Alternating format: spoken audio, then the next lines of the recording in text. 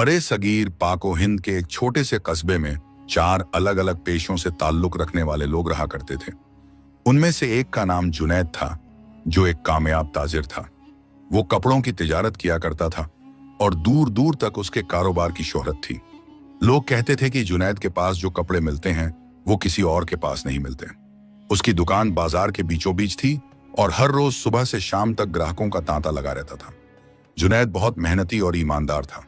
वो कभी किसी को धोखा नहीं देता था और हमेशा अच्छे से अच्छा माल देने की कोशिश करता था। इसी वजह से उसके कारोबार में खूब बरकत थी और उसका नाम दूर दूर तक मशहूर था। दूसरा शख्स हबीब था, जो एक माहिर हकीम था। उसके पास दूर दूर से लोग अपना इलाज करवाने आया करते थे। हबीब ने जवानी में बहुत मेहनत से तिब्बे यूनानी का इल्म सीखा था। उसने कई उस्तादों से तालीम हासिल की थी और फिर अपने कस्बे में आकर लोगों का इलाज शुरू किया था। शुरू में तो लोग उस पर यकीन नहीं करते थे, लेकिन धीरे धीरे जब उसकी दवाओं से लोग ठीक होने लगे तो उसकी शोहरत फैल गई। हबीब के पास हर किस्म की बीमारी का इलाज था। खांसी हो या बुखार, पेट की तकलीफ हो या जोड़ों का दर्द, हबीब के पास हर मर्ज की दवा थी। उसकी दवाएं इतनी असरदार होती थीं कि कभी कभी तो ऐसे मरीज भी ठीक हो जाते थे जिन्हें दूसरे हकीमों ने लाइलाज करार दे दिया था। हबीब दिन भर अपनी दुकान पर बैठता और लोगों का इलाज करता।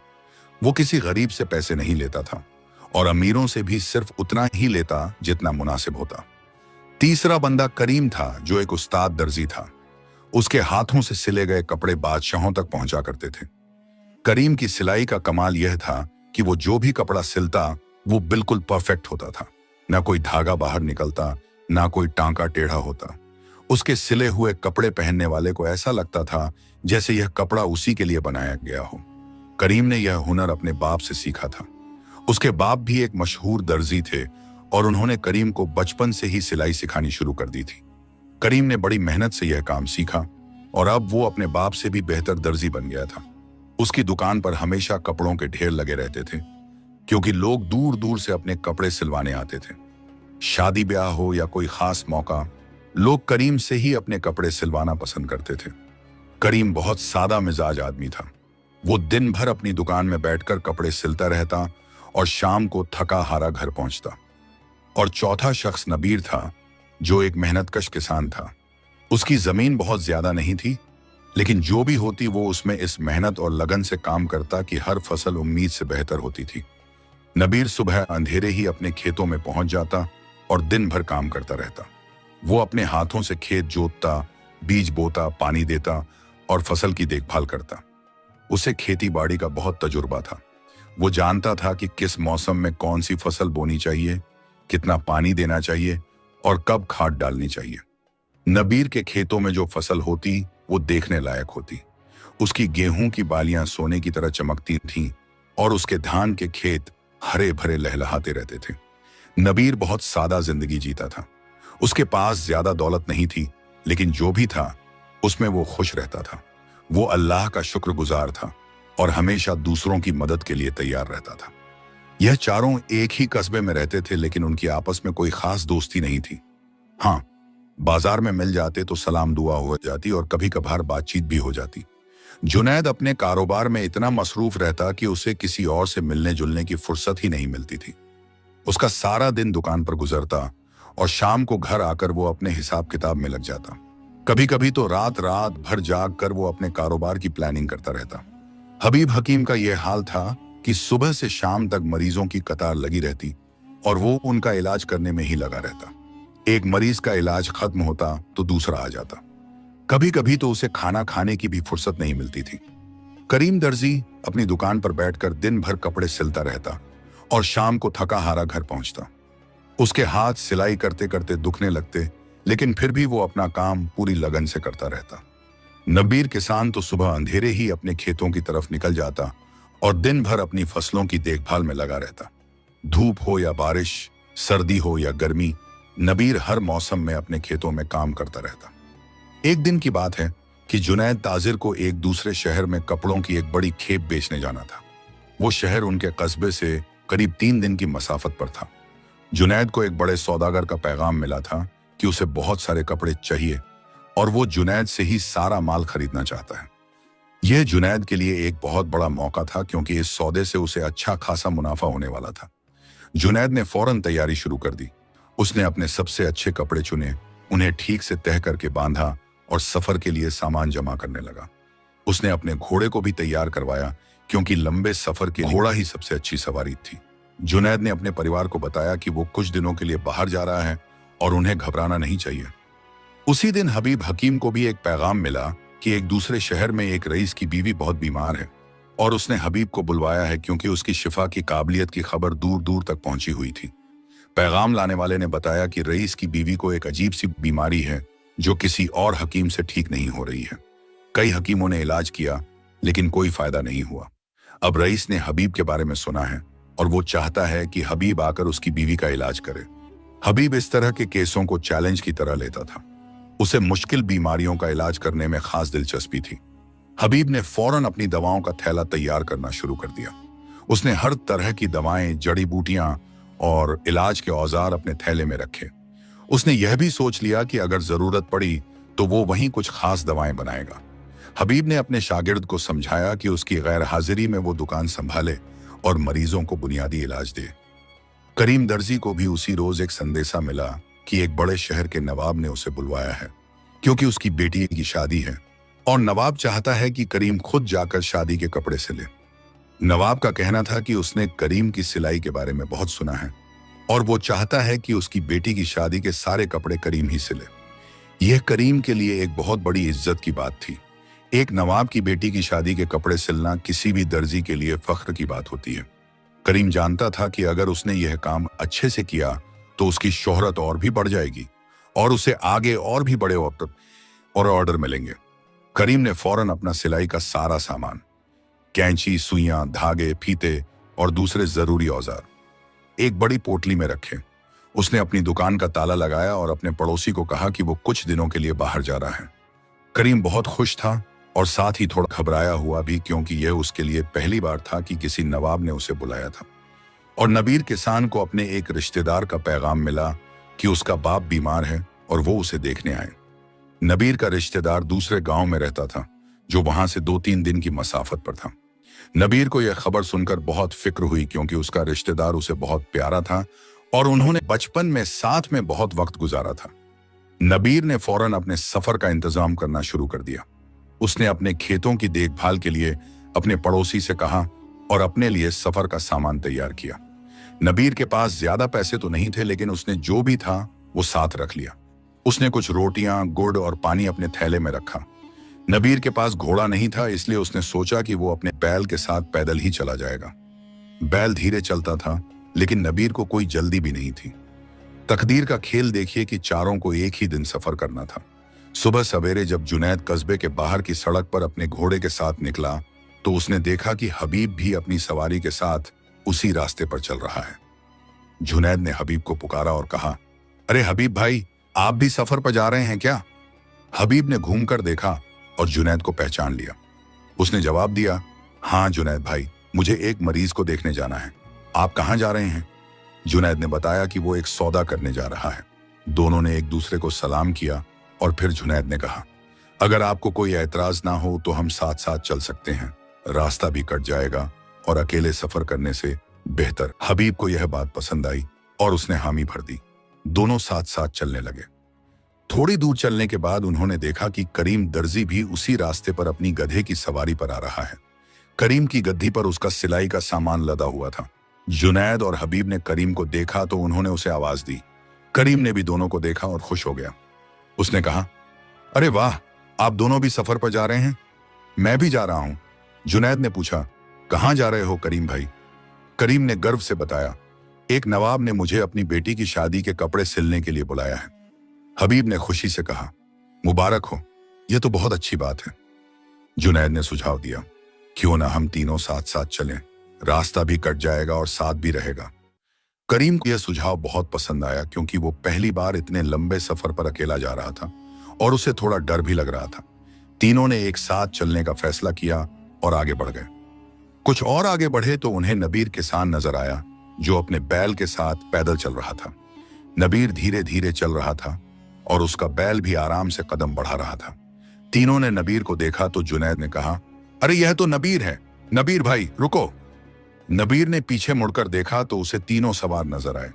वो रुक गया और उनका इंतजार करने लगा।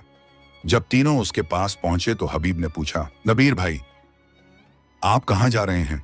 नबीर ने बताया, मेरे एक रिश्तेदार के बाप बीमार हैं, उन्हें देखने जा रहा हूं। करीम ने कहा, अल्लाह उन्हें शिफा दे। जुनैद ने नबीर को देखा तो उस तरस आ गया, क्योंकि नबीर पैदल चल रहा था और तीनों सवारी पर थे। उसने कहा, नबीर भाई आप भी हमारे साथ चलिए, हम सब एक ही रास्ते पर जा रहे हैं। नबीर को यह सुनकर खुशी हुई। उसने कहा, लेकिन मैं तो पैदल हूं, मैं आपकी सवारियों के साथ कैसे चल पाऊंगा? हबीब ने कहा, कोई बात नहीं, हम धीरे चलेंगे, साथ रहना ज्यादा जरूरी है। नबीर खुशी खुशी उनके साथ हो गया और चारों साथ साथ सफर करने लगे। अब चारों साथ साथ सफर कर रहे थे। रास्ते में उन्होंने एक दूसरे से बातें की और एक दूसरे को अपने पेशों के बारे में बताया। जुनैद ताजिर ने बताया कि वो कैसे दूर दूर के शहरों से कपड़े मंगवाता है और उन्हें बेचता है। उसने कहा, मेरे पास हर तरह के कपड़े आते हैं, रेशम, मखमल, कॉटन, लिनन, कुछ कपड़े तो दूसरे मुल्कों से भी आते हैं। हबीब ने उससे पूछा, और तुम्हारा सबसे बड़ा सौदा कौन सा रहा? जुनैद ने बताया, एक बार एक राजा ने मुझसे अपने पूरे दरबार के लिए कपड़े खरीदे थे। वो बहुत बड़ा सौदा था। करीम और नबीर भी दिलचस्पी से सुन रहे थे। फिर हबीब ने अपनी दवाओं और इलाज के तरीकों के बारे में बताया। उसने कहा, मैंने कई सालों तक इल्म हासिल किया है। हर बीमारी के लिए अलग अलग दवाएं होती हैं और हर मरीज को अलग तरह के इलाज की जरूरत होती है। जुनैद ने पूछा, तुम्हारा सबसे मुश्किल केस कौन सा रहा? हबीब ने सोचते हुए कहा, एक बार एक बच्चे को एक ऐसी बीमारी थी जो किसी को समझ नहीं आ रही थी। मैंने पुरानी किताबों में पढ़ा और फिर एक खास दवा बनाई। अल्लाह का करम रहा कि वो बच्चा ठीक हो गया। सबने हबीब की तारीफ की। करीम ने अपनी सिलाई के हुनर का जिक्र किया। उसने कहा, मैंने अपने बाप से यह हुनर सीखा है। सिलाई में सबसे जरूरी चीज है धैर्य और बारीकी। एक एक टांका सही जगह पर होना चाहिए। नबीर ने पूछा, तुमने सबसे बढ़िया कपड़ा कौन सा सिला? करीम ने गर्व से बताया, एक बार मैंने एक दुल्हन का जोड़ा सिला था जिसमें इतनी बारीक कशीदाकारी थी कि लोग देखते रह गए। उस जोड़े को बना मुझे पूरे 3 महीने लगे थे। जुनैद और हबीब ने वाह वाह की और नबीर ने अपनी खेती बाड़ी की बातें सुनाई। उसने कहा, खेती में सबसे जरूरी चीज है वक्त पर काम करना। अगर बीज बोने का सही वक्त निकल गया तो फसल अच्छी नहीं होगी, और पानी देने का भी सही वक्त होता है। हबीब ने दिलचस्पी से पूछा, तुम्हारी सबसे अच्छी फसल कौन सी रही? नबीर ने मुस्कुराते हुए कहा, पिछली बार मेरे धान के खेत में इतनी अच्छी फसल हुई कि मुझे खुद यकीन नहीं हुआ। हर बाली पर इतने दाने थे कि गिनती नहीं हो सकती थी। करीम ने कहा, यह तो अल्लाह की रहमत है। नबीर ने कहा, बिल्कुल, सब अल्लाह का करम है। रास्ते में चलते चलते उन्हें एक दूसरे की संगत अच्छी लगने लगी। जुनैद जो हमेशा अकेला सफर करता था और अपने कारोबार में मसरूफ रहता था, उसे भी साथियों का साथ भला लगा। उसे लगा कि इंसान को सिर्फ कारोबार में ही नहीं बल्कि दूसरे लोगों से मिलने जुलने में भी वक्त बिताना चाहिए। हबीब जो अपनी दवाओं और मरीजों में मसरूफ रहता था, वो भी दूसरों से बातें करके खुश था।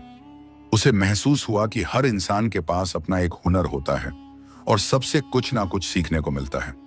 करीम को लगा कि अकेले सफर करने से तो यह साथ बेहतर है। वो थोड़ा शर्मीला स्वभाव का था, लेकिन धीरे धीरे वो भी खुलने लगा और बातें करने लगा। और नबीर तो वैसे ही सादा मिजाज आदमी था, उसे हर किसी से मिलना जुलना पसंद था। वो सबसे हंसी मजाक भी करता रहता और माहौल को हल्का रखता था। दिन भर चलते चलते शाम हो गई। सूरज ढलने लगा और आसमान पर लाली छाने लगी। चारों ने सोचा कि अब रात होने से पहले किसी गांव या सराय में पहुंच जाएं ताकि रात वहां गुजार सकें। जुनैद ने कहा, लगता है हमें जल्दी करनी चाहिए। अंधेरा होने से पहले हमें कोई जगह ढूंढनी होगी। हबीब ने सहमति जताई और कहा, हाँ, रात में सफर करना ठीक नहीं होता। करीम ने आसपास देखा और कहा, लेकिन यहां तो दूर दूर तक कोई गांव नजर नहीं आ रहा।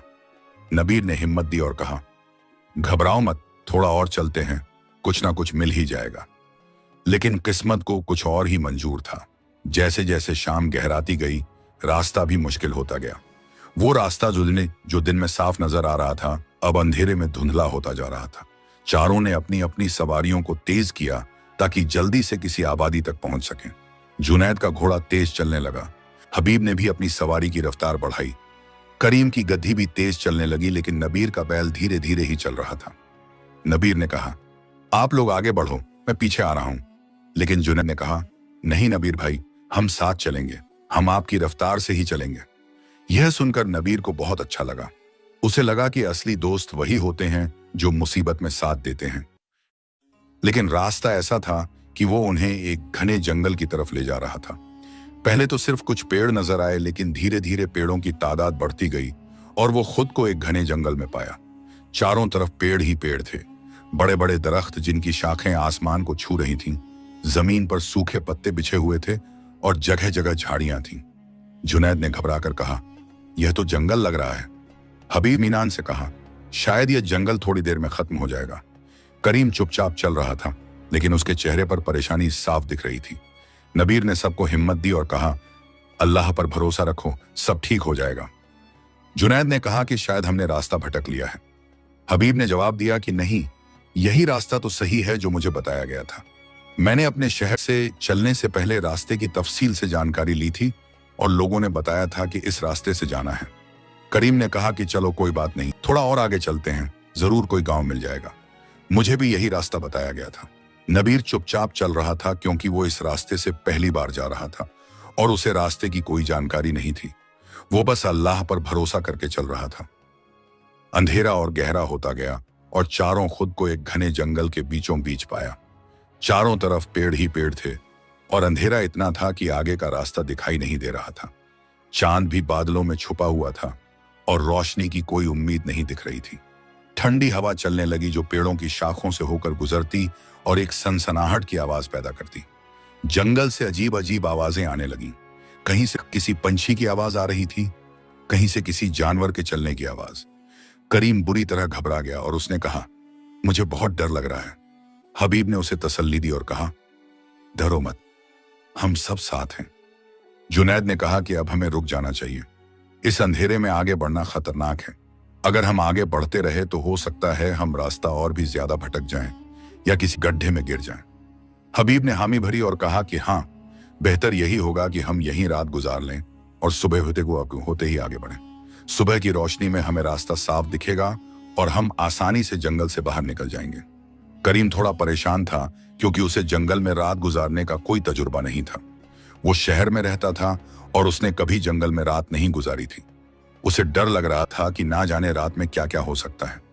नबीर ने सबको तसल्ली दी और कहा कि घबराने की कोई बात नहीं, हम सब साथ हैं और अल्लाह पर भरोसा रखना चाहिए। अल्लाह हमारी हिफाजत करेगा। चारों ने एक जगह रुकने का फैसला किया। जुनैद ने अपने घोड़े को एक मजबूत पेड़ से बांधा और उसे कुछ चारा खिलाया। हबीब ने अपनी सवारी को सुरक्षित जगह पर खड़ा किया और उसे भी खाने के लिए कुछ दिया। करीम ने अपने गधे को एक पेड़ से बांधा और उसे प्यार से थपथपाया। नबीर ने अपने बैल को एक तरफ बिठा दिया और उसके सिर पर हाथ फेरा। चारों ने अपनी अपनी सवारियों को आराम दिया क्योंकि पूरे दिन चलने से वो भी थक गई थीं। अब सबसे बड़ा सवाल यह था कि रात कैसे गुजारी जाए। जंगल में अंधेरा गहरा था और ठंड भी बढ़ती जा रही थी। सर्दी की रात थी और जंगल में हवा और भी ठंडी लग रही थी। जुनैद के पास कुछ खाने पीने का सामान था जो उसने सफर के लिए साथ रखा था। उसकी बीवी ने उसके लिए कुछ रोटियां बनाई थीं और कुछ सूखा गोश्त भी दिया था। हबीब के पास भी कुछ मेवे और पानी था। उसने अपने थैले में बादाम, किशमिश और खजूर रखे हुए थे। करीम के पास सिर्फ एक छोटी सी पोटली थी जिसमें उसके कपड़े और सिलाई का सामान था। खाने के लिए उसके पास बस 2-3 रोटियां थीं। नबीर के पास तो बस एक थैली थी जिसमें कुछ रोटियां और गुड़ भरा था। उसकी बीवी ने उसके लिए कुछ चने भी भून कर दिए थे। चारों ने सोचा कि पहले कुछ खा पी लें और फिर रात गुजारने का इंतजाम करें। उन्होंने अपना अपना खाना निकाला और एक जगह बैठ गए। नबीर ने कहा, आओ हम सब मिल बांट कर खाएं। यह सुनकर सबको अच्छा लगा। जुनैद ने अपनी रोटियां और गोश्त बीच में रखा। हबीब ने अपने मेवे सबके साथ बांटे। करीम ने अपनी रोटियां भी रख दी और नबीर ने अपना गुड़ और चने निकाल दिए। हालांकि सामान ज्यादा नहीं था, लेकिन चारों ने मिल बांट कर खाया और किसी ने शिकायत नहीं की। खाना खाते खाते वो बातें भी करते रहे और एक दूसरे को अपने परिवार के बारे में बताते रहे। इस तरह से उनके बीच की दूरी और कम हो गई और वो एक दूसरे के और करीब आ गए। खाना खाने के बाद अब सबसे बड़ी मुसीबत यह थी कि इस अंधेरे और ठंड में रात कैसे कटेगी। जंगल में जानवरों की आवाजें आ रही थीं, कहीं से उल्लू की आवाज, कहीं से किसी और जानवर की। हर तरफ सन्नाटा था और कभी कभी पेड़ों की शाखें हवा से हिलती तो एक डरावनी आवाज होती। करीम बहुत घबराया हुआ था। उसने कहा कि काश हमारे पास कोई रोशनी होती तो यह अंधेरा कम हो जाता, कम से कम हमें दिखता तो कि चारों तरफ क्या है। जुनैद ने कहा कि रोशनी तो ठीक है, लेकिन इस ठंड से बचने के लिए भी कुछ इंतजाम चाहिए। देखो कितनी ठंड बढ़ती जा रही है, थोड़ी देर में तो हम जम ही जाएंगे। हबीब ने सोचते हुए कहा कि अगर आग जला लें तो दोनों मसले हल हो जाएंगे, रोशनी भी हो जाएगी और गर्मी भी मिल जाएगी। नबीर ने फौरन कहा कि यह बहुत अच्छा ख्याल है, आग से जानवर भी दूर रहेंगे। लेकिन अब सवाल यह था कि आग कैसे जलाई जाए। जुनैद के पास माचिस तो थी जो वो हमेशा अपने साथ रखता था, लेकिन लकड़ियां कहां से लाएं? इस अंधेरे में लकड़ियां ढूंढना भी मुश्किल था। करीम ने कहा कि मैं जाकर आसपास से कुछ सूखी टहनियां तोड़ लाता हूं, लेकिन हबीब ने उसे रोका और कहा कि अकेले मत जाओ, अंधेरे में भटक सकते हो। नबीर ने कहा कि मैं भी तुम्हारे साथ चलता हूं, 2 आदमी साथ रहेंगे तो बेहतर रहेगा। करीम और नबीर आसपास के पेड़ों की तरफ गए। अंधेरे में उन्हें ठीक से दिख नहीं रहा था, लेकिन फिर भी वो टटोल टटोल कर सूखी टहनियां और लकड़ियां तोड़ने लगे। कुछ टहनियां आसानी से टूट गईं और कुछ को तोड़ने में मेहनत करनी पड़ी। थोड़ी ही देर में उन्होंने काफी सारी लकड़ियां जमा कर ली। नबीर ने अपनी कमीज में लकड़ियां बांधी और करीम ने भी एक बड़ी टहनी उठाई। दोनों वापस आ गए जहां जुनैद और हबीब इंतजार कर रहे थे। अब लकड़ियां तो आ गईं, लेकिन आग जलाना अभी भी बाकी था। जुनैद ने अपनी जेब से माचिस निकाली। उसने कुछ सूखी पत्तियां और बारीक टहनियां बीच में रखीं और बड़ी लकड़ियां उसके चारों तरफ रख दी। फिर उसने माचिस जलाने की कोशिश की। पहली कोशिश में आग नहीं जली क्योंकि हवा तेज थी और माचिस बुझ गई। जुनैद ने दूसरी कोशिश की और इस बार भी माचिस तो जल गई, लेकिन लकड़ियों तक पहुंचने से पहले ही बुझ गई। करीम ने कहा, हवा बहुत तेज है, इस तरह आग नहीं जलेगी। हबीब ने सोचते हुए कहा कि ठहरो, मैं एक तरकीब बताता हूं। उसने अपने थैले से एक पुराना कपड़ा निकाला जो उसने दवाओं को लपेटने के लिए रखा था। उसने कहा कि इसे लकड़ियों के बीच में रखो और फिर आग लगाओ। कपड़ा जल्दी पकड़ लेगा और फिर लकड़ियों में भी आग लग जाएगी। जुनैद ने वैसा ही किया। उसने कपड़े को लकड़ियों के बीच में रखा और फिर माचिस जलाई। इस बार आग फौरन कपड़े में लग गई। कपड़ा जलने लगा और उसकी लपटें सूखी पत्तियों और टहनियों तक पहुंची। देखते ही देखते लकड़ियों में आग फैल गई और एक अच्छी तपिश महसूस होने लगी। चारों की खुशी का ठिकाना न रहा। आग की लपटें ऊपर उठने लगीं और चारों तरफ रोशनी फैल गई। चारों आग के इर्द गिर्द बैठ गए। आग की रोशनी से अंधेरा कुछ कम हो गया और उन्हें एक दूसरे के चेहरे साफ नजर आने लगे। गर्मी से ठंड भी दूर हो गई और वो सब थोड़ा आराम महसूस करने लगे। चारों को थोड़ा सुकून मिला। जुनैद ने राहत की सांस लेते हुए कहा कि अल्लाह का शुक्र है कि कम से कम अब हमें इतनी राहत तो मिल गई है। अब ना तो अंधेरा है और ना ही ठंड। हबीब ने कहा कि हाँ, लेकिन हमें सारी रात जागना पड़ेगा क्योंकि आग बुझने नहीं देनी है। अगर आग बुझ गई तो फिर से अंधेरा और ठंड हो जाएगी और साथ ही जानवरों से भी खतरा बढ़ जाएगा। करीम ने घबराकर कहा कि चलो कोई बात नहीं, हम बारी बारी से जागेंगे। एक आदमी जागेगा और बाकी 3 सो सकते हैं। नबीर ने कहा कि हाँ, यह अच्छा रहेगा। हर आदमी 2-3 घंटे जागेगा और आग में लकड़ियां डालता रहेगा। चारों आग के पास बैठे बातें करने लगे। जुनैद ने कहा कि मैं तो सोच भी नहीं सकता था कि एक दिन मुझे जंगल में रात गुजारनी पड़ेगी। मैंने कई बार सफर किया है, लेकिन हमेशा सरायों या गांवों में रुका हूं। यह पहली बार है कि मैं जंगल में रुका हूं। हबीब ने गहरी सांस लेते हुए कहा कि जिंदगी में कई बार ऐसे हालात आ जाते हैं जिनकी उम्मीद नहीं होती। कभी कभी सब कुछ प्लान के मुताबिक नहीं होता और हमें हालात के मुताबिक खुद को ढालना पड़ता है। करीम डरते हुए बोला कि मुझे तो बहुत डर लग रहा है, ना जाने यहाँ कौन कौन से जानवर होंगे। मैंने सुना है कि जंगल में शेर, भालू और भेड़िए होते हैं। नबीर ने हंसते हुए कहा कि घबराओ मत करीम भाई, जानवर भी अल्लाह की मखलूक हैं और वो भी आग से डरते हैं। जब तक आग जल रही है कोई जानवर हमारे पास नहीं आएगा और हम चारों साथ हैं तो डरने की क्या बात है। इसी बीच उन्हें दूर से एक अजीब सी आवाज सुनाई दी। ऐसा लगा जैसे कोई जानवर गुर्रा रहा हो। आवाज धीमी थी लेकिन साफ सुनाई दे रही थी। चारों सतर्क हो गए और एक दूसरे की तरफ देखने लगे। करीम तो बुरी तरह घबरा गया, उसका चेहरा पीला पड़ गया। जुनैद ने फौरन आग में और लकड़ियां डाल दी ताकि आग की लपटें तेज हो जाएं और रोशनी भी बढ़े। हबीब ने अपना डंडा उठा लिया जो उसके पास था। उसने सबसे ऐसे कहा कि हर कोई अपने अपने हथियार तैयार रखे। करीम घबराकर नबीर के पास सटकर बैठ गया। नबीर ने सबको हिम्मत दी और कहा कि सब मिलकर शोर मचाओ और लाठियां पीटो ताकि जानवर डर कर भाग जाए। जानवर शोर से डरते हैं। चारों ने ऐसा ही किया। उन्होंने जोर जोर से शोर मचाया, लाठियां और डंडे जमीन पर पीटे, ताली बजाई और आग में और लकड़ियां डाल दी। आग की लपटें ऊंची हो गईं और तेज रोशनी फैल गई। थोड़ी देर बाद वो आवाज बंद हो गई। शायद जानवर उनके शोर और आग से डरकर भाग गया। जानवर की आवाज बंद होने के बाद चारों को थोड़ी राहत मिली, लेकिन अब वो पहले से ज्यादा सतर्क हो गए थे। जुनैद ने कहा कि अब हमें और भी ज्यादा होशियार रहना होगा, पता नहीं रात में कब क्या हो जाए। हबीब ने हामी भरी और कहा कि हाँ, हमें बारी बारी से जागना पड़ेगा।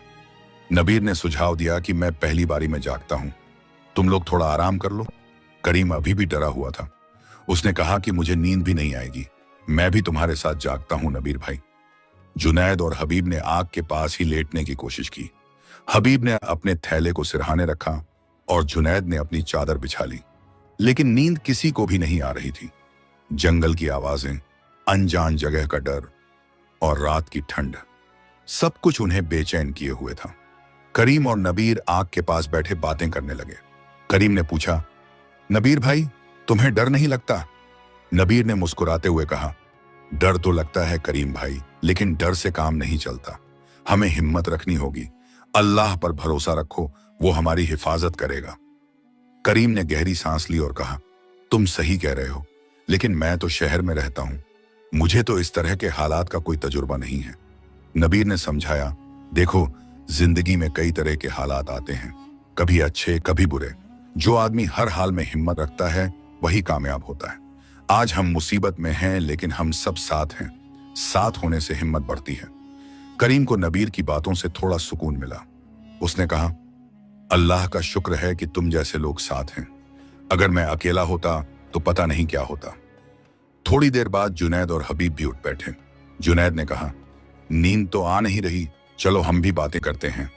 हबीब ने आग में कुछ और लकड़ियां डाली और कहा, हाँ, बातें करने से वक्त भी कट जाएगा और हम सब जागते भी रहेंगे। चारों आग के गिर्द बैठ गए। रात काफी गहरी हो चुकी थी।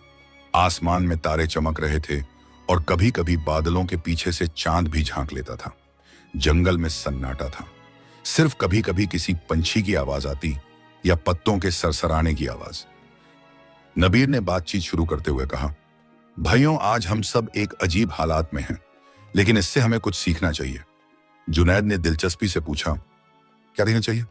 नबीर ने जवाब दिया, यह कि जिंदगी में कभी भी कुछ भी हो सकता है। हम अपनी अपनी जगहों से निकले थे और सोचा था कि आराम से सफर करेंगे, किसी सराय में रुकेंगे और अगले दिन अपनी मंजिल पर पहुंच जाएंगे। लेकिन देखो, हम यहां जंगल में फंसे हैं। हबीब ने कहा, यह तो सही है, लेकिन अल्लाह का करम है कि हम चारों साथ हैं। अगर कोई अकेला होता तो पता नहीं क्या होता। जुनैद ने सोचते हुए कहा, मुझे आज एक बात समझ में आई। मैं हमेशा अपने कारोबार में इतना मसरूफ रहता था कि मुझे दूसरे लोगों से मिलने जुलने का वक्त ही नहीं मिलता था। लेकिन आज मैं समझ गया कि इंसान को सिर्फ अपने काम में ही नहीं बल्कि दूसरों से भी रिश्ता रखना चाहिए। अगर आज तुम लोग साथ नहीं होते तो मैं अकेला होता और पता नहीं कैसे रात गुजरती। हबीब ने कहा, बिल्कुल सही कहा जुनैद भाई। मैं भी हमेशा अपने मरीजों में इतना लगा रहता था कि मुझे कुछ और सोचने की फुर्सत ही नहीं मिलती थी। लेकिन आज मुझे एहसास हुआ कि दोस्तों की कितनी अहमियत। मुझे तो आज पता चला कि मैं कितना कमजोर हूं। मैं तो सिर्फ डर रहा था। तुम लोगों ने हिम्मत दी, तब जाकर मैं थोड़ा संभल पाया। नबीर ने उसे तसल्ली दी और कहा, नहीं करीम भाई, तुम कमजोर नहीं हो। हर इंसान में कोई ना कोई खूबी होती है। तुम में सिलाई का हुनर है जो हम में से किसी में नहीं है। डर लगना कोई बुरी बात नहीं है। बुरी बात यह है कि डर की वजह से हम हिम्मत हार जाएं। करीम को नबीर की बातों से बहुत हौसला मिला। इसी बीच हबीब ने कहा, भाइयों, मैं तुम लोगों से एक बात कहना चाहता हूं। आज मैं तुम लोगों को देखकर बहुत कुछ सीखा। जुनैद भाई, तुम्हारे पास माचिस थी जिससे हमने आग जलाई। करीम भाई और नबीर भाई, तुम दोनों ने मिलकर लकड़ियां जमा की और मैंने अपना कपड़ा दिया से आग अंदर जल्दी लगी। यानी हम सब ने मिलकर काम किया, तब जाकर यह आग जली। जुनैद ने कहा, तुम बिल्कुल सही कह रहे हो हबीब भाई। अगर हम में से किसी एक की भी कमी होती तो शायद आग नहीं जलती। नबीर ने कहा, इसी तरह जब वो जानवर की आवाज आई तो हम सब ने मिलकर शोर मचाया और लाठियां पीटी। अगर कोई एक अकेला होता तो शायद वो जानवर डरता नहीं। करीम ने कहा, मतलब यह कि साथ मिलकर काम करने से हर मुसीबत का सामना किया जा सकता है। हबीब ने हामी भरी और कहा, बिल्कुल, यही तो अल्लाह भी चाहता है कि हम एक दूसरे की मदद करें। जब लोग साथ मिलकर काम करते हैं तो मुश्किल से मुश्किल काम भी आसान हो जाता है। जुनैद ने एक किस्सा सुनाया। उसने कहा, मुझे एक बुजुर्ग ने एक बार बताया था कि अकेली लकड़ी तो आसानी से तोड़ी जा सकती है, लेकिन अगर कई लकड़ियां एक साथ बांध दी जाएं तो उन्हें तोड़ना बहुत मुश्किल हो जाता है। इसी तरह अकेला आदमी कमजोर होता है, लेकिन जब लोग साथ आ जाते हैं तो वो बहुत ताकतवर बन जाते हैं। नबीर ने खुशी से कहा, क्या बात है जुनैद भाई, बिल्कुल सही कहा। आज हम चारों भी एक साथ हैं, इसलिए हम इस मुश्किल रात का सामना कर पा रहे हैं। रात धीरे धीरे गुजर रही थी। चारों बातें करते रहे और आग में लकड़ियां डालते रहे। कभी कभी खामोशी छा जाती तो वो सब अपने अपने ख्यालों में खो जाते। जुनैद सोचता कि उसकी बीवी और बच्चे घर पर कैसे होंगे, वो उसका इंतजार कर रहे होंगे। हबीब सोचता कि जो मरीज उसका इंतजार कर रहा होगा वो कैसा होगा। करीम सोचता कि नवाब उसका इंतजार कर रहा होगा और उसे देर से पहुंचने पर क्या सोचेगा। नबीर सोचता कि उसका रिश्तेदार जिसका बाप बीमार है कैसा होगा। थोड़ी देर बाद नबीर ने कहा, भाइयों, अब तुम लोग थोड़ा आराम कर लो, मैं जाग रहा हूं। लेकिन किसी को नींद नहीं आ रही थी। हबीब ने कहा, नहीं नबीर भाई, हम सब जागते हैं, साथ साथ रहेंगे तो ज्यादा अच्छा रहेगा। जुनैद ने कहा, हाँ, बातें करते रहेंगे तो रात भी कट जाएगी। करीम ने कहा, मुझे तो वैसे भी नींद नहीं आएगी, मैं भी जागता हूं। चारों फिर से बातों में लग गए। इस बार उन्होंने अपनी अपनी जिंदगी के किस्से सुनाने शुरू किए। जुनैद ने बताया कि कैसे उसने अपना कारोबार शुरू किया था। उसने कहा, मेरे पास शुरू में बहुत कम पैसे थे। मैंने एक छोटी सी दुकान किराए पर ली और कुछ कपड़े खरीदकर बेचने शुरू किए। पहले तो बहुत मुश्किल रही, कभी माल बिकता नहीं था, कभी ग्राहक नहीं आते थे, लेकिन मैंने हार नहीं मानी। धीरे धीरे लोगों को मेरी ईमानदारी पर यकीन होने लगा और काम बढ़ने लगा। आज अल्लाह का करम है कि मेरा कारोबार चल रहा है। हबीब ने अपनी कहानी सुनाई। उसने कहा, मैंने जवानी में बहुत मेहनत की। मैं एक गरीब घर से था। मेरे बाप एक मजदूर थे, लेकिन मुझे पढ़ने का बहुत शौक था। मैं दिन में मजदूरी करता और रात को पढ़ता। फिर एक हकीम साहब ने मुझे अपना शागिर्द बना लिया। मैंने उनसे तिब की तालीम हासिल की। कई साल लगे, लेकिन मैंने पूरी लगन से सीखा। आज मैं लोगों का इलाज कर पाता हूं तो यह उन हकीम साहब का एहसान है और अल्लाह की मेहरबानी है। करीम ने अपना किस्सा सुनाया। उसने कहा, मेरे बाप एक मशहूर दर्जी थे। उन्होंने मुझे बचपन से ही सिलाई सिखाना शुरू कर दिया था।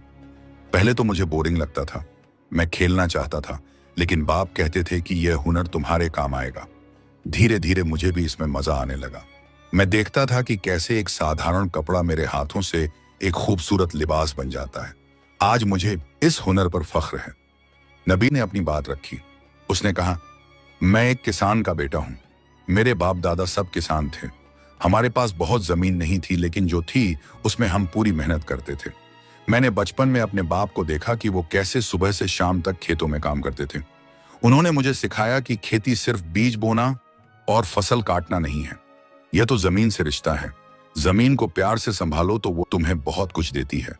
मैंने यह बात समझी और अपने खेतों को अपने बच्चों की तरह संभालता हूं। चारों ने एक दूसरे की कहानियां सुनी और उन्हें एहसास हुआ कि हर किसी की अपनी मेहनत और अपना संघर्ष होता है।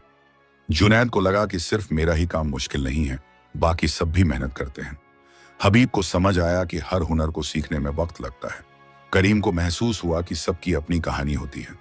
नबीर को खुशी हुई कि उसने सही लोगों के साथ सफर किया। इसी बीच अचानक से तेज हवा चलने लगी। आग की लपटें इधर उधर होने लगी और कुछ चिंगारियां हवा में उड़ने लगी। जुनैद ने फौरन कहा, आग को संभालो, कहीं बुझ ना जाए। चारों ने मिलकर आग के चारों तरफ पत्थर रखे ताकि हवा से आग ना बुझे। नबीर ने कुछ और लकड़ियां डाली। हबीब ने अपनी चादर से आग को हवा से बचाने की कोशिश की। करीम ने भी मदद की। थोड़ी देर में हवा थम गई और आग फिर से अच्छे से जलने लगी। हबीब ने कहा, देखा, फिर से हम सब ने मिलकर काम किया और मुसीबत टल गई। जुनैद ने हंसते हुए कहा, यह तो हमारी आदत बनती जा रही है, साथ मिलकर काम करना। नबीर ने कहा, और यही सबसे अच्छी बात है, जब तक हम साथ हैं कोई मुसीबत हमारा कुछ नहीं बिगाड़ सकती। करीम जो पहले इतना डरा हुआ था, अब थोड़ा हिम्मत से भरा नजर आ रहा था। उसने कहा, सच कह रहे हो नबीर भाई, अब मुझे उतना डर नहीं लग रहा। रात धीरे धीरे गुजरती रही। चारों ने बारी बारी से कुछ देर आराम भी किया, लेकिन कोई भी गहरी नींद में नहीं सोया। हर कोई थोड़ा सतर्क था। आग लगातार जलती रही क्योंकि चारों में से कोई ना कोई हमेशा जागता रहता और लकड़ियां डालता रहता। जंगल की आवाजें भी अब उन्हें उतनी डरावनी नहीं लग रही थीं। वो समझ गए थे कि ज्यादातर आवाजें तो सिर्फ पंछियों और छोटे जानवरों की हैं। आधी रात के बाद अचानक करीम ने कहा, सुनो, मुझे एक बात कहनी है। सबने उसकी तरफ देखा। करीम ने कहा, आज से पहले मैं सोचता था कि सिर्फ मेरा काम ही मुश्किल है और मैं ही बहुत मेहनत करता हूं, लेकिन आज तुम लोगों की बातें सुनकर मुझे पता चला कि हर कोई अपने अपने तरीके से मेहनत करता है। जुनैद भाई अपने कारोबार में, हबीब भाई अपने मरीजों के इलाज में, नबीर भाई अपने खेतों में। हर काम की अपनी अहमियत है। हबीब ने खुशी से कहा, बहुत अच्छी बात कही करीम भाई। यह सही है कि हर काम की अपनी अहमियत होती है। कोई काम छोटा नहीं होता। जो आदमी ईमानदारी और मेहनत से अपना काम करता है वो बड़ा है, जुनैद ने कहा। और आज हमने यह भी सीखा कि हर किसी में कोई ना कोई खूबी होती है। मेरे पास माचिस थी, हबीब भाई के पास आग जलाने की तरकीब थी, करीम भाई और नबीर भाई ने लकड़ियां जमा की। हम सबकी मिलीजुली मेहनत से यह आग जली, नबीर ने कहा। और सबसे बड़ी बात यह है कि हमने एक दूसरे की मदद की। जब जानवर की आवाज आई तो हम सबने साथ मिलकर उसे भगाया। जब हवा चली तो हम सबने साथ मिलकर आग को बचाया। यही तो असली ताकत है, एक दूसरे के साथ खड़े रहना। चारों ने एक दूसरे की तरफ देखा और मुस्कुराए। उन्हें महसूस हुआ कि इस एक रात में वो सिर्फ साथी नहीं बल्कि दोस्त बन गए हैं। थोड़ी देर बाद हबीब ने अपने थैले से कुछ खजूर निकाले और सबको बांटे। उसने कहा, लो, थोड़ा कुछ खा लो, रात लंबी है और हमें ताकत की जरूरत है। सबने खजूर खाए और पानी पिया। जुनैद ने कहा, हबीब भाई तुम्हारे पास तो बहुत कुछ है। हबीब ने हंसते हुए कहा, मैं हमेशा सफर में कुछ ना कुछ साथ रखता हूं, कभी जरूरत पड़ जाती किट है। नबीर ने कहा, और आज तो जरूरत पड़ ही गई। अल्लाह का शुक्र है कि तुमने साथ रखा। करीम ने कहा, मुझे तो यह भी नहीं पता था कि सफर में क्या क्या साथ रखना चाहिए। मैं तो बस अपना सिलाई का सामान लेकर चल पड़ा। जुनैद ने उसे समझाया, कोई बात नहीं करीम भाई, अगली बार से तुम भी तैयारी करके चलना। सफर में हमेशा कुछ खाने पीने का सामान, कुछ कपड़े और जरूरी चीजें साथ रखनी चाहिए। हबीब ने कहा, और सबसे जरूरी है दुआ। हमेशा सफर से पहले अल्लाह से दुआ मांगनी चाहिए कि वो सफर को आसान बनाए और हिफाजत करे। नबीर ने कहा, बिल्कुल सही कहा। मैं भी जब भी सफर पर निकलता हूं तो पहले दुआ मांगता हूं और अल्लाह ने हमेशा मेरी हिफाजत की है। जुनैद ने कहा, आज भी अल्लाह ने हमारी हिफाजत की। हम सब सही सलामत हैं और साथ हैं। यह भी तो अल्लाह का करम है। चारों ने एक साथ कहा, अल्हम्दुलिल्लाह। रात और गहरी हो गई। ठंड बढ़ती जा रही थी। चारों आग के और करीब आ गए। उन्होंने आग में और लकड़ियां डाली। लपटें तेज हो गईं और गर्मी बढ़ गई। हबीब ने अपनी चादर सबके बीच में फैला दी ताकि सबको कुछ गर्माहट मिले। जुनैद ने भी अपनी चादर निकाली। चारों ने मिलकर चादरें ओढ़ लीं और आग के पास बैठे रहे। अब माहौल थोड़ा आरामदायक हो गया था। ठंड कम लग रही थी और साथ होने से डर भी कम था। करीम ने कहा, तुम लोगों के साथ होने से मुझे बहुत हिम्मत मिली है। अगर मैं अकेला होता तो पता नहीं क्या होता। नबीर ने कहा, हम सब एक दूसरे के लिए हिम्मत हैं। यही तो दोस्ती है। दोस्त वो होता है जो मुसीबत में साथ दे।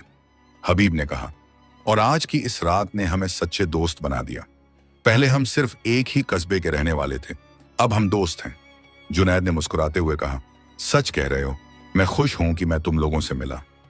थोड़ी देर बाद नबीर ने आसमान की तरफ देखा और कहा, देखो, रात का आखिरी पहर है, थोड़ी देर में सुबह होने लगेगी। सबने आसमान की तरफ देखा। तारे अभी भी चमक रहे थे, लेकिन उनकी चमक थोड़ी कम हो गई थी। पूरब की तरफ आसमान में हल्की सी रोशनी दिखाई देने लगी थी। हबीब ने कहा, अल्लाह का शुक्र है कि रात कट गई, अब सुबह होने वाली है। जुनैद ने राहत की सांस ली और कहा, हाँ, अब हम जल्दी ही यहां से निकल सकेंगे। लेकिन अभी सुबह होने में कुछ वक्त बाकी था। चारों फिर से बातें करने लगे। इस बार उन्होंने अपने सपनों के बारे में बात की। जुनैद ने कहा, मैं चाहता हूं कि मेरा कारोबार और बढ़े। मैं चाहता हूं कि मैं और ज्यादा शहरों में अपना माल बेचूं। हबीब ने कहा, मैं चाहता हूं कि मैं और ज्यादा बीमारियों का इलाज सीखूं। मैं चाहता हूं कि मैं ज्यादा से ज्यादा लोगों की मदद कर सकूं। करीम ने कहा, मैं चाहता हूं कि मेरी सिलाई का नाम और ज्यादा फैले। मैं चाहता हूं कि लोग मुझे सबसे अच्छा दर्जी माने। नबीर ने कहा, मैं चाहता हूं कि मेरे खेतों में हमेशा अच्छी फसल हो। मैं चाहता हूं कि मैं अपनी मेहनत से अपने परिवार को खुश रख सकूं। चारों ने एक दूसरे के सपने सुने और एक दूसरे को दुआएं दी। जुनैद ने कहा, अल्लाह तुम सबके सपने पूरे करे। हबीब ने कहा, आमीन, और हम सबकी दोस्ती हमेशा बनी रहे। करीम ने कहा, हाँ, अब तो हम दोस्त बन ही गए हैं। नबीर ने कहा, और जब भी हमें जरूरत हो हम एक दूसरे की मदद करेंगे। धीरे धीरे आसमान में रोशनी बढ़ने लगी। पूरब की तरफ आसमान गुलाबी होने लगा, तारे गायब होने लगे और रात का अंधेरा हटने लगा।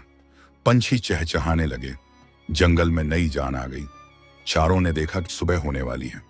उन्होंने आग में पानी डालकर उसे बुझाया, अपना अपना सामान समेटा और अपनी अपनी सवारियों को तैयार किया। जुनैद ने अपने घोड़े को तैयार किया, हबीब ने अपनी सवारी को, करीम ने अपनी गद्दी को और नबीर ने अपने बैल को। सुबह की पहली किरण जैसे ही निकली, जंगल पूरी तरह से साफ दिखाई देने लगा। अब वो रास्ता भी दिख रहा था जो रात में दिखाई नहीं दे रहा था। चारों ने देखा कि रास्ता उतना मुश्किल नहीं था जितना रात में लग रहा था। जुनैद ने कहा, चलो अब हमें निकलना चाहिए। हबीब ने कहा, हाँ, सुबह हो गई है, अब हम आसानी से रास्ता खोज लेंगे। करीम और नबीर भी तैयार हो गए, लेकिन चलने से पहले चारों ने एक दूसरे की तरफ देखा। उनकी आंखों में शुक्रगुजारी थी। नबीर ने कहा, भाइयों, इस रात ने हमें बहुत कुछ सिखाया। जुनैद ने कहा, हाँ, हमने सीखा कि साथ मिलकर हर मुसीबत का सामना किया जा सकता है। हबीब ने कहा, हमने सीखा कि हर काम की अपनी अहमियत है। करीम ने कहा, और हमने सीखा कि दोस्ती कितनी कीमती है। चारों ने एक साथ अल्लाह का शुक्र अदा किया और सफर पर निकल पड़े। सुबह की ताजा हवा चेहरे पर लगते ही चारों को एक नई ताजगी महसूस हुई। रात भर जागने की थकान तो थी, लेकिन साथ साथ एक अजीब सी खुशी भी थी। वो चारों अब साथ साथ चल रहे थे और रास्ता भी साफ दिख रहा था। सुबह की रोशनी में जंगल बिल्कुल अलग नजर आ रहा था। रात में जो पेड़ डरावने लग रहे थे, अब वो खूबसूरत लग रहे थे। चिड़ियां चहचहा रही थीं और हवा में फूलों की खुशबू थी। जुनैद ने अपने घोड़े को धीरे धीरे चलाया। हबीब उसके साथ साथ चल रहा था। करीम अपनी गधी पर बैठा था और नबीर अपने बैल के साथ पैदल चल रहा था। लेकिन इस बार नबीर को अकेला नहीं छोड़ा गया। जुनैद और हबीब ने अपनी सवारियों की रफ्तार धीमी रखी ताकि नबीर साथ साथ चल सके। यह छोटी सी बात थी, लेकिन इसने नबीर के दिल को छू लिया। उसे महसूस हुआ कि असली दोस्त वही होते हैं जो एक दूसरे का ख्याल रखते हैं। थोड़ी दूर चलने के बाद उन्हें एक छोटा सा झरना मिला। पानी साफ और ठंडा था। चारों ने वहां रुककर वजू किया और फजर की नमाज अदा की। नमाज के बाद उन्होंने झरने के पानी से अपना मुंह धोया और पानी पिया। ठंडे पानी उनकी थकान कुछ कम हो गई। नबीर ने कहा, अल्लाह ने हमारे लिए यह झरना भेजा है।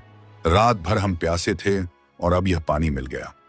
हबीब ने कहा, अल्लाह बड़ा मेहरबान है, वो अपने बंदों का ख्याल रखता है। झरने के पास थोड़ी देर आराम करने के बाद चारों ने फिर से सफर शुरू किया। अब रास्ता आसान होता जा रहा था। जंगल के पेड़ कम होते जा रहे थे और खुला मैदान दिखाई देने लगा था। जुनैद ने कहा, लगता है हम जल्दी ही जंगल से बाहर निकल जाएंगे। करीम ने खुशी से कहा, अल्लाह का शुक्र है, मुझे लग रहा था कि हम इस जंगल में फंस जाएंगे। हबीब ने हंसते हुए कहा, नहीं करीम भाई, अब तो हम सब जानते हैं कि साथ मिलकर हर मुसीबत से निकला जा सकता है। चलते चलते दोपहर हो गई। सूरज सिर पर आ गया और गर्मी बढ़ने लगी। चारों को भूख भी लगने लगी थी। नबीर ने कहा, चलो किसी पेड़ की छांव में बैठकर कुछ खा लेते हैं। उन्होंने एक बड़े से पेड़ के नीचे अपनी सवारियों को रोका और बैठ गए। जुनैद के पास कुछ रोटियां बची हुई थीं, हबीब के पास मेवे थे और नबीर के पास गुड़ था। चारों ने फिर से मिल बांटकर खाना खाया। करीम ने कहा, यह तो हमारी आदत बन गई है, साथ मिलकर खाना। सब हंस पड़े। खाना खाते खाते हबीब ने कहा, भाइयों, कल रात जो हमने सीखा उसे हमें कभी नहीं भूलना चाहिए। जुनैद ने पूछा, तुम क्या कहना चाह रहे हो हबीब भाई? हबीब ने समझाया, देखो, कल रात हमने देखा कि कैसे हम चारों की अलग अलग चीजों ने मिलकर हमें बचाया। मेरे पास माचिस नहीं थी, तुम्हारे पास थी। तुम्हारे पास कपड़ा नहीं था जो जल्दी आग पकड़े, और लकड़ियां करीम और नबीर ने इकट्ठी की, यानी हम सबकी जरूरत थी। नबीर ने हबीब की बात को आगे बढ़ाया, और यही बात हमारी जिंदगी में भी लागू होती है। जुनैद भाई कपड़ों का कारोबार करते हैं, हबीब भाई लोगों का इलाज करते हैं, करीम भाई कपड़े सिलते हैं और मैं अनाज उगाता हूं। हम सबके काम अलग अलग हैं, लेकिन हम सब एक दूसरे पर निर्भर हैं। जुनैद ने सोचते हुए कहा, मतलब? नबीर ने समझाया, देखो, मैं अनाज उगाता हूं जिससे तुम सब खाना खाते हो। जुनैद भाई कपड़े बेचते हैं जो हम सब पहनते हैं। करीम भाई उन कपड़ों को सिलते हैं और हबीब भाई बीमार होने पर हमारा इलाज करते हैं। करीम को बात समझ में आ गई। उसने कहा, ओह, तो मतलब हम सब एक दूसरे के लिए जरूरी हैं। अगर कोई एक भी अपना काम ना करे तो बाकी सबको मुसीबत हो जाएगी। हबीब ने खुशी से कहा, बिल्कुल सही, यही तो मैं कहना चाह रहा था। कोई काम छोटा नहीं होता, हर काम की अपनी अहमियत है। किसान उतना ही जरूरी है जितना ताजिर, दर्जी उतना ही जरूरी है जितना हकीम। जुनैद को अचानक एक बात याद आई। उसने कहा, तुम लोगों को पता है, मैंने कभी इस तरह से नहीं सोचा था। मैं हमेशा सोचता था कि मेरा कारोबार ही सबसे जरूरी है, लेकिन अब मुझे समझ आया कि हर किसी का काम जरूरी है। हबीब ने कहा, और यही बात हमें अल्लाह भी सिखाता है। अल्लाह ने सबको अलग अलग हुनर दिए हैं ताकि हम एक दूसरे की मदद कर सकें। कोई सब कुछ नहीं कर सकता, हमें एक दूसरे की जरूरत है। नबीर ने एक और बात जोड़ी, और सबसे बड़ी बात यह है कि हमें एक दूसरे की इज्जत करनी चाहिए। मैं एक किसान हूं, कोई कह सकता है कि यह तो छोटा काम है, लेकिन अगर किसान ना हो तो लोग क्या खाएंगे। इसी तरह कोई कह सकता है कि दर्जी का काम छोटा है, लेकिन अगर दर्जी ना हो तो लोग कैसे कपड़े पहनेंगे। करीम को यह सुनकर बहुत अच्छा लगा। पहली बार किसी ने उसे यह एहसास दिलाया कि उसका काम भी उतना ही जरूरी है। हबीब ने कहा, और मैं तो यह कहूंगा कि हर वो इंसान इज्जत के काबिल है जो ईमानदारी और मेहनत से अपना काम करता है। चाहे वो राजा हो या रंग, बड़ा कारोबारी हो या छोटा मजदूर, और वो अपना काम ईमानदारी से करता है तो वो इज्जत के लायक है। जुनैद ने कहा, वाह हबीब भाई, बहुत खूब, यह बात तो सच में दिल को छू गई। खाना खत्म करने के बाद चारों ने थोड़ी देर आराम किया। फिर उन्होंने अपना सफर फिर से शुरू किया। अब वो पूरी तरह से जंगल से बाहर आ गए थे। सामने खुला मैदान था और दूर में एक गांव दिखाई दे रहा था। जुनैद ने कहा, वो रहा गांव, चलो वहां चलते हैं। हबीब ने कहा, हाँ, वहां पहुंचकर हम रास्ता पूछ लेंगे कि हमारी मंजिल किस तरफ है। गांव पहुंचकर उन्होंने कुछ लोगों से रास्ता पूछा। पता चला कि जुनैद को जिस शहर जाना है वो एक तरफ है, हबीब को दूसरी तरफ, करीम को तीसरी तरफ और नबीर को चौथी तरफ। यानी अब उन्हें अलग अलग रास्ते पर जाना था। यह सुनकर चारों थोड़े उदास हो गए। रात भर साथ रहने के बाद अब अलग होना मुश्किल लग रहा था। करीम ने कहा, तो अब हमें अलग होना पड़ेगा। उसकी आवाज में उदासी थी। नबीर ने कहा, हाँ, लेकिन हम दोस्त तो हमेशा रहेंगे। जुनैद ने कहा, बिल्कुल, और जब हम अपने कस्बे वापस जाएंगे तो हम जरूर मिलेंगे। हबीब ने कहा, हाँ, और अब हम सिर्फ बाजार में मिलने वाले नहीं रहेंगे, हम असली दोस्त हैं। चारों ने एक दूसरे को गले लगाया। जुनैद ने कहा, भाइयों, कल की रात मैं कभी नहीं भूलूंगा। उस रात ने मुझे बहुत कुछ सिखाया। हबीब ने कहा, मुझे भी। मैंने सीखा कि दोस्ती कितनी कीमती है और साथ मिलकर काम करने से क्या हो सकता है। करीम ने आंखों में आंसू लिए कहा, मैंने सीखा कि डर पर काबू पाना जरूरी है और साथियों का साथ कितना जरूरी होता है। नबीर ने कहा, और मैंने सीखा कि हर इंसान में कुछ ना कुछ खूबी होती है और हर काम की अपनी अहमियत है। चारों ने एक दूसरे से वादा किया कि वो अपने कस्बे वापस जाकर जरूर मिलेंगे और एक दूसरे से रिश्ता बनाए रखेंगे। जुनैद ने कहा, और हम एक दूसरे की मदद भी करेंगे। अगर किसी को कभी जरूरत हो तो बाकी सब उसकी मदद करेंगे। हबीब ने कहा, दोस्त ही क्या जो मुसीबत में काम ना आए। करीम और नबीर ने भी हामी भरी। फिर वक्त आ गया जब उन्हें अलग होना था। जुनैद ने अपने घोड़े को एक रास्ते पर मोड़ा, हबीब ने दूसरे रास्ते पर, करीम तीसरे रास्ते पर और नबीर चौथे रास्ते पर। लेकिन जाने से पहले चारों ने एक बार फिर एक दूसरे को देखा। उनकी आंखों में शुक्रगुजारी थी, प्यार था और दोस्ती थी। उन्होंने एक दूसरे को हाथ हिलाया और अपने अपने रास्ते चल पड़े। जुनैद अपने घोड़े पर बैठा सोच रहा था। उसे एक रात पहले का वक्त याद आ रहा था जब वो अकेला था और सिर्फ अपने कारोबार के बारे में सोचता था। लेकिन अब वो बदल गया था। अब वो समझ गया था कि जिंदगी में सिर्फ कारोबार ही सब कुछ नहीं है, रिश्ते भी जरूरी हैं। सबसे बड़ी बात यह कि हर इंसान की अपनी अहमियत है। हबीब भी अपनी सवारी पर बैठा सोच रहा था। वो हमेशा सिर्फ अपने मरीजों और अपनी दवाओं के बारे में सोचता रहता था। लेकिन इस एक रात ने उसे सिखाया कि साथ मिलकर काम करने की कितनी ताकत होती है। अकेला आदमी कुछ नहीं कर सकता, लेकिन जब लोग साथ आ जाते हैं तो कोई भी मुसीबत उन्हें हरा नहीं सकती। करीम अपनी गद्दी पर बैठा मुस्कुरा रहा था। वो जो पहले इतना डरा हुआ था, अब हिम्मत से भरा हुआ था। उसे समझ आ गया था कि डर सिर्फ दिमाग में होता है। अगर हिम्मत से काम लिया जाए और साथी हों तो कोई भी डर दूर हो सकता है। और सबसे बड़ी बात उसे यह समझ आई कि उसका काम भी उतना ही जरूरी है जितना किसी और का। नबीर अपने बैल के साथ चलता हुआ अल्लाह का शुक्र अदा कर रहा था। उसे खुशी थी कि उसे 3 ऐसे दोस्त मिले जो सच्चे थे। उसे यह भी खुशी थी कि वो अपने साथियों को कुछ सिखा पाया। उसने उन्हें हिम्मत दी थी, उन्हें समझाया था कि कैसे मुसीबत का सामना करना है। चारों अपने अपने रास्ते पर चल रहे थे, लेकिन उनके दिलों में एक दूसरे के लिए प्यार था। जानते थे कि यह अलगाव सिर्फ कुछ दिनों का है। जल्दी ही वो अपने कस्बे वापस जाएंगे और फिर से मिलेंगे। और इस बार वो सिर्फ जानने वाले नहीं बल्कि सच्चे दोस्त के तौर पर मिलेंगे। जुनैद अपनी मंजिल पर पहुंचा और उसका सौदा बहुत अच्छा हुआ। हबीब ने रईस की बीवी का इलाज किया और अल्लाह के करम से वो ठीक हो गई। करीम ने नवाब की बेटी के लिए इतने खूबसूरत कपड़े सिले कि नवाब बहुत खुश हुआ। और नबीर अपने रिश्तेदार के पास पहुंचा और उसके बाप की देखभाल की। कुछ दिनों बाद चारों अपने कस्बे वापस आ गए और जैसा कि उन्होंने वादा किया था वो मिले। लेकिन इस बार वो सिर्फ बाजार में सलाम करके नहीं निकल गए। वो बैठे, बातें की, एक दूसरे के घर गए। उनकी दोस्ती पक्की हो गई।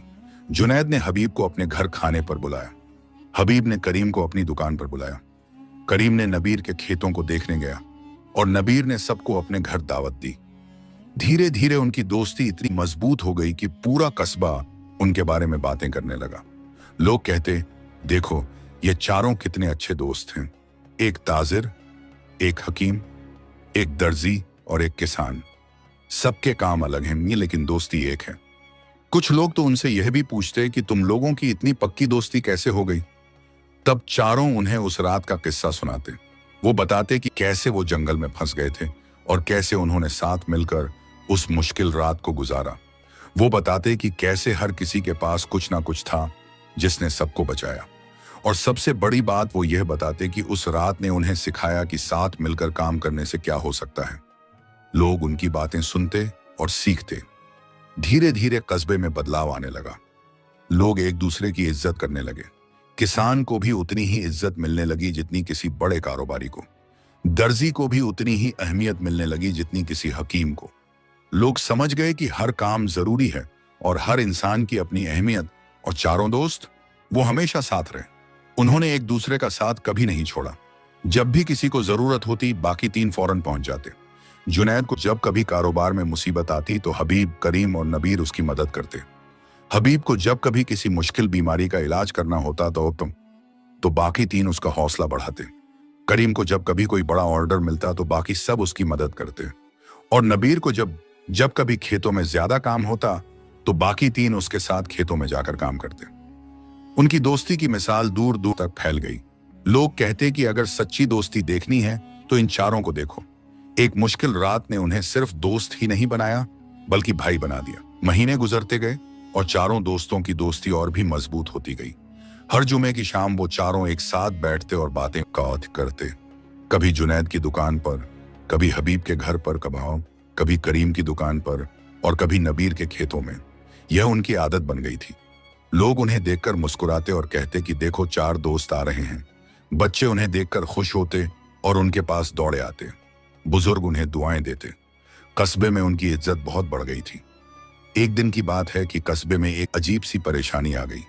कस्बे के पास से जो नदी बहती थी उसमें पानी बहुत कम हो गया था। किसानों के खेतों को पानी नहीं मिल रहा था। लोगों को पीने के लिए भी पानी की किल्लत होने लगी। नबीर बहुत परेशान था क्योंकि उसकी फसल सूखने लगी थी। दूसरे किसान भी परेशान थे। सबको समझ नहीं आ रहा था कि क्या करें। एक शाम जब चारों दोस्त नबीर के खेत पर बैठे थे तो नबीर ने अपनी परेशानी बताई। उसने कहा, भाइयों, इस साल तो मेरी फसल बर्बाद हो जाएगी। पानी नहीं है तो फसल कैसे होगी? हबीब ने पूछा, क्या कोई तरीका नहीं है पानी लाने का? नबीर ने कहा, नदी बहुत दूर है और वहां भी पानी कम है। कुआं खोदने में बहुत खर्चा आएगा। हम गरीब किसानों के पास इतने पैसे कहां हैं?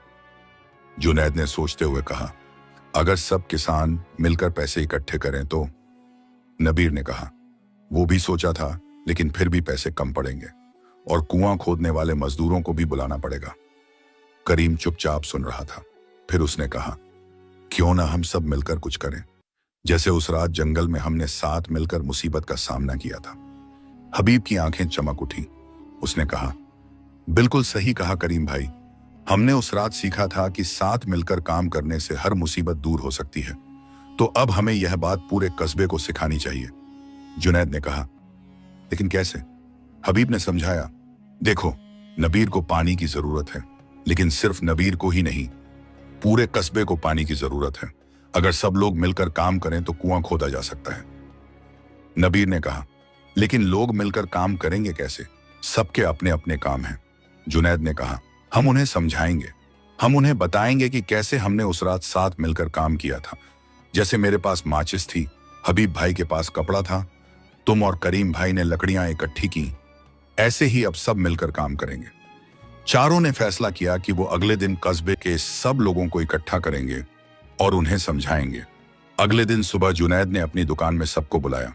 हबीब ने अपने मरीजों को बताया, करीम ने अपने ग्राहकों को कहा और नबीर ने दूसरे किसानों को खबर दी। शाम तक कस्बे के बहुत सारे लोग जुनैद की दुकान के सामने इकट्ठे हो गए। जुनैद ने सबको संबोधित करते हुए कहा, भाइयों और बहनों, आप सब जानते हैं कि हमारे कस्बे में पानी की किल्लत हो गई है। किसानों की फसलें सूख रही हैं, हमें पीने के लिए भी पानी मुश्किल से मिल रहा है। लेकिन अगर हम सब मिलकर काम करें तो हम एक कुआं खोद सकते हैं। कुछ लोगों ने कहा, लेकिन कुआं खोदने में बहुत पैसे लगेंगे और बहुत मेहनत भी। हबीब ने आगे बढ़कर कहा, सुनिए, मैं आप सबको एक किस्सा सुनाता हूं। और फिर उसने उस रात का पूरा किस्सा सुनाया, कैसे वो चारों जंगल में फंस गए थे, कैसे उन्होंने साथ मिलकर आग जलाई थी, कैसे उन्होंने जानवर को भगाया था।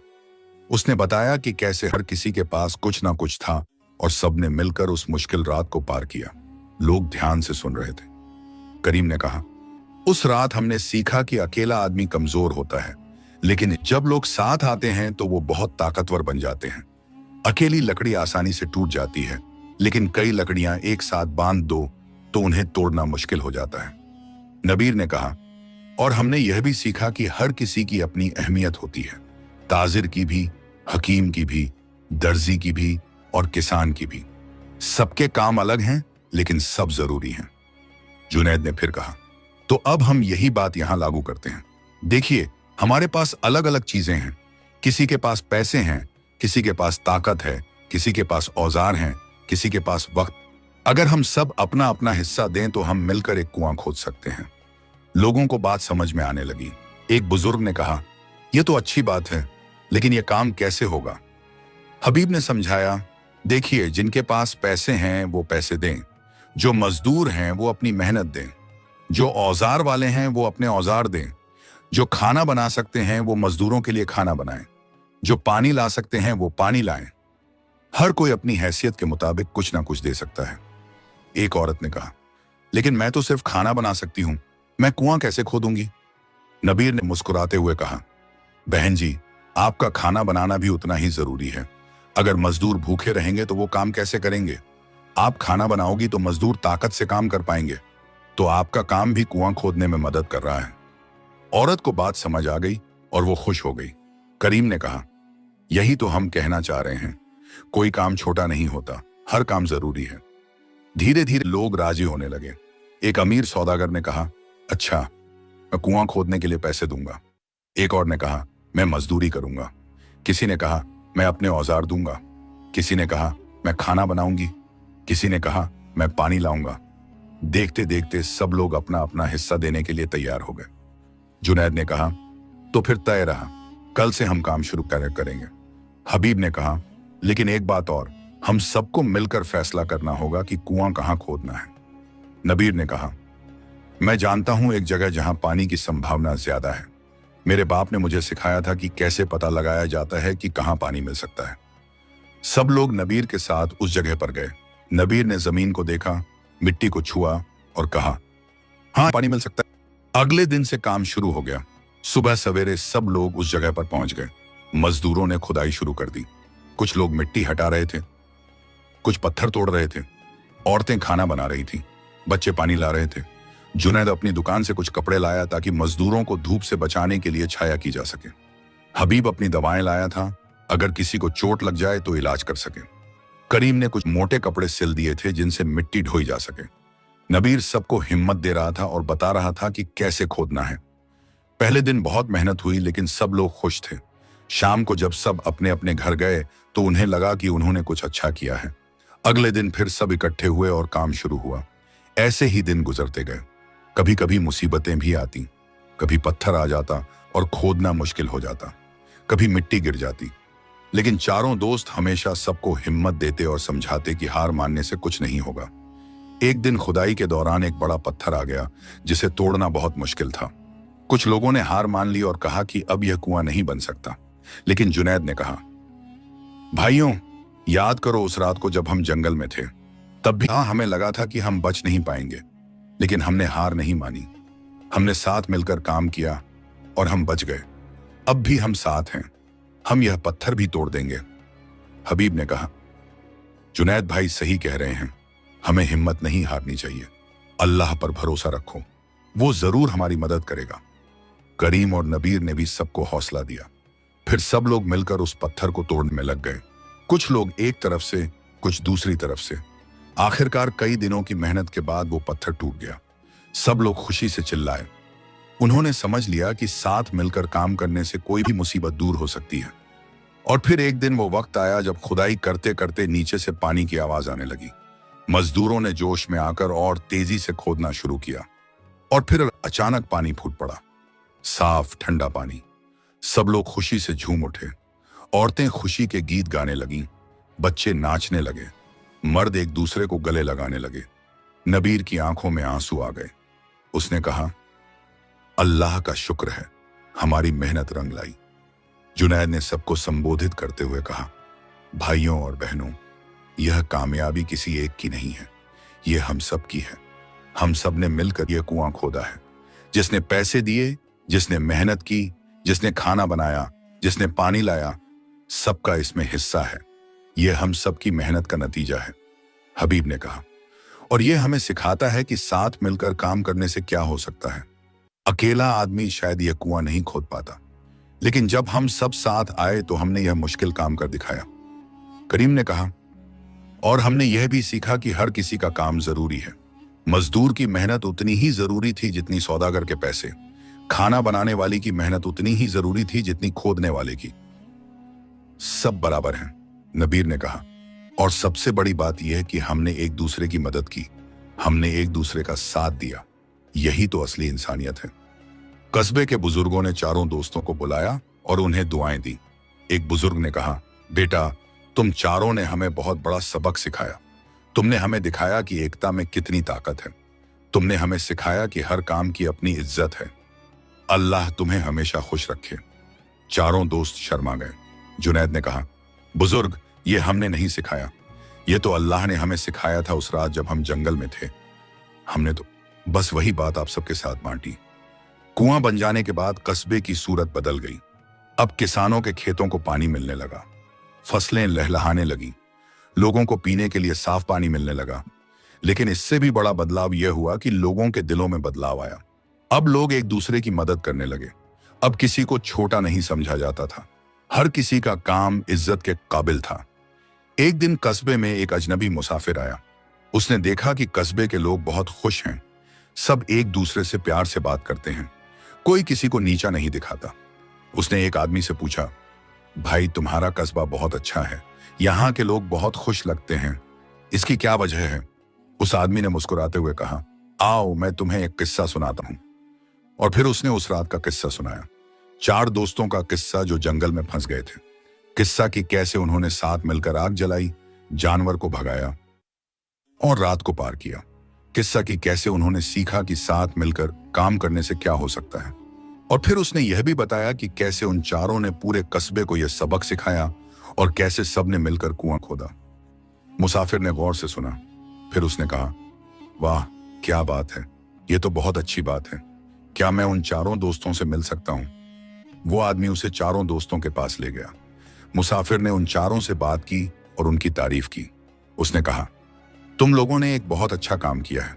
तुमने सिर्फ एक कुआं नहीं खोदा, बल्कि लोगों के दिलों में मोहब्बत का चश्मा खोला है। चारों दोस्त शर्मा गए। नबीर ने कहा, हमने तो बस वही किया जो सही था। अल्लाह ने हमें सिखाया और हमने दूसरों को सिखाया। मुसाफिर ने कहा, लेकिन यह बहुत बड़ी बात है। हर कोई जो सीखता है वो दूसरों को नहीं सिखाता। तुमने अपना तजुर्बा बांटा और लोगों की जिंदगी बदल दी। हबीब ने कहा, हमने तो बस अपना फर्ज निभाया। अगर हमें कुछ अच्छा सीखने को मिला तो हमारी जिम्मेदारी बनती है कि हम उसे दूसरों के साथ बांटें। मुसाफिर उस कस्बे में कुछ दिन रुका। उसने देखा कि वाकई यहाँ के लोग कैसे रहते हैं। उसने देखा कि कैसे अमीर गरीब सब एक साथ बैठते हैं, कैसे सब एक दूसरे की मदद करते हैं। जब वो जाने लगा तो उसने चारों दोस्तों से कहा, मैं तुम्हारी इस दोस्ती की कहानी अपने शहर में भी सुनाऊंगा, ताकि वहां के लोग भी सीखें कि साथ मिलकर रहने से क्या होता है। समय बीतता गया। चारों दोस्त बूढ़े हो गए, उनके बाल सफेद हो गए, लेकिन उनकी दोस्ती कभी कमजोर नहीं हुई। वो अब भी हर जुमे की शाम साथ बैठते, अब भी एक दूसरे का ख्याल रखते। उनके बच्चे भी बड़े हो गए और उन्होंने भी अपने बाप की दोस्ती देखकर बहुत कुछ सीखा। जुनैद का बेटा भी एक ताजिर बना, हबीब का बेटा हकीम, करीम का बेटा दर्जी और नबीर का बेटा किसान। और यह चारों भी दोस्त बन गए। एक दिन जुनैद ने अपने तीनों दोस्तों से कहा, भाइयों, हम बूढ़े हो गए हैं, पता नहीं हम कब तक साथ रहें, लेकिन मैं चाहता हूं कि हम अपने बच्चों को भी वो सबक सिखाएं जो हमने सीखा था। हबीब ने कहा, तुम सही कह रहे हो, हमें अपनी कहानी अगली नस्ल तक पहुंचानी चाहिए। करीम ने कहा, लेकिन कैसे? नबीर ने कहा, क्यों ना हम अपने बच्चों को वो जगह दिखाएं जहां हमने वो रात गुजारी थी। चारों को यही बात पसंद आई।